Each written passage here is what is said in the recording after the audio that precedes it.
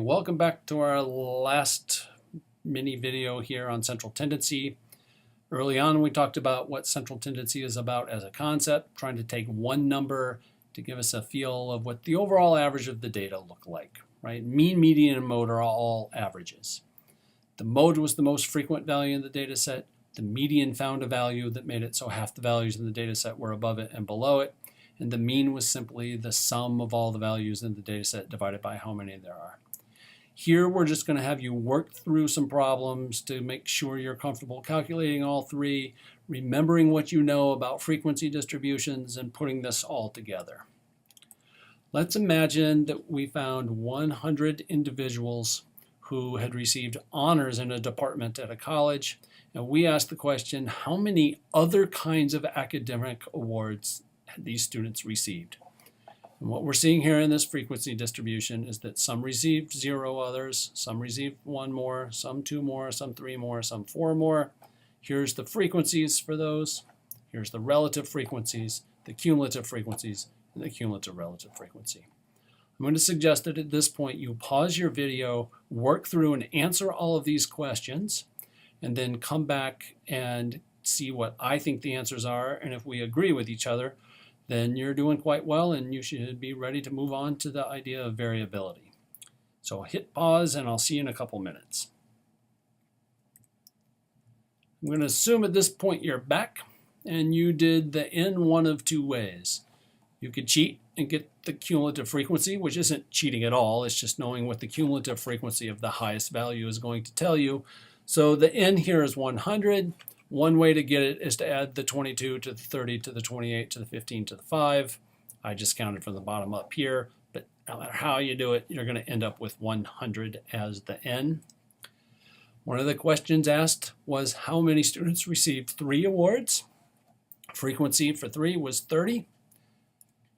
What percentage of students received 2 or fewer awards?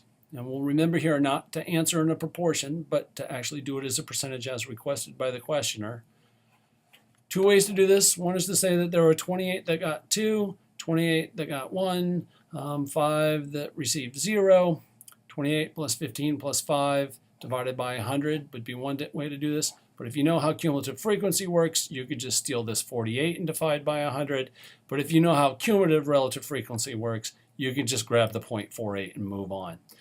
Take that 0.48, multiply it times 100, you have 48%.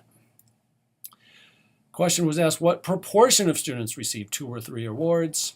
28 received 2, 30 received 3, 28 plus 30 is 58, divided by 100. You should have had something on the order of 0.58. If we pick someone at random from this data set, what is the probability that she or he has exactly 1 award?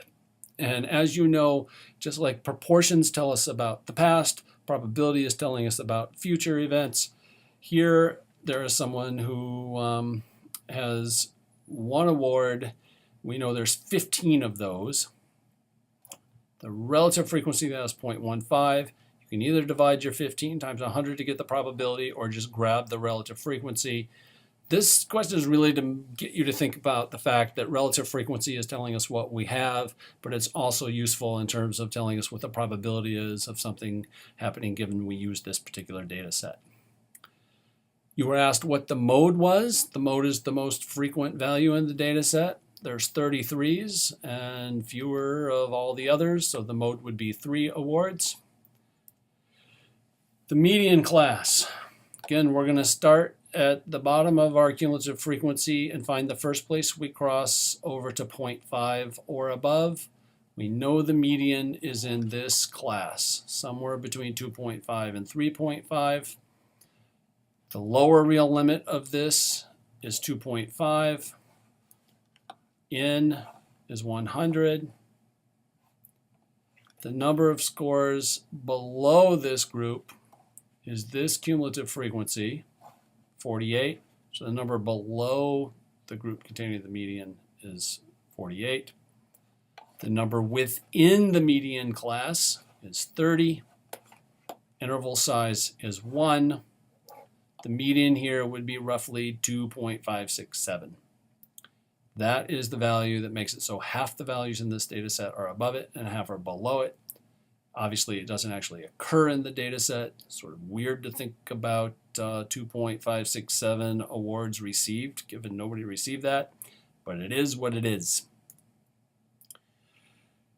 The mean may have had you scratch your head for a minute, and there's a few annoying ways you could do it, but what you needed to see to be able to do this was to be able to realize that you can quickly realize what the sum of all the values of the data set are when you realize there's 22 4s and 30 3s and 28 2s and 15 1s and 5 0s, and you can get the sum, which is 249. 249 divided by the n of 100.